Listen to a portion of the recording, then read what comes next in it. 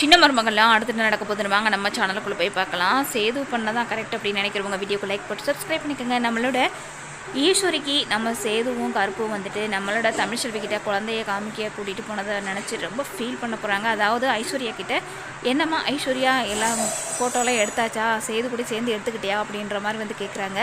இல்லை மாமா வந்து அர்ஜெண்ட்டாக போயிட்டாரு, ஏதோ ஒரு முக்கியமான வேலை இருக்குது அப்படின்னா அழகரை தூக்கிட்டு கருப்பு மாமா 3 போயிருக்காங்க அப்படின்ற மாதிரி சொல்கிறாங்க.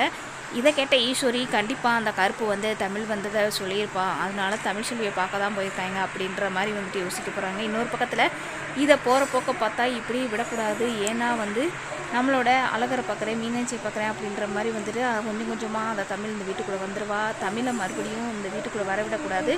சேதுவுக்கும் தமிழுக்கும் அதாவது மறுபடியும் பெரிய பிரச்சனை, 2 பேரும் சந்திக்க முடியாத அளவுக்கு ஆக்கணும் அப்படின்ற மாதிரி சித்ராவும் நம்மளோட ஈஸ்வரியும் திட்டத்தை போடுறாங்க. இன்னொரு பக்கத்தில் சாவித்திரியும் தாமரையும் செம்மையாக வந்துட்டு நம்மளோட ஐஸ்வர்யா வெறுப்பேற்றுறாங்க.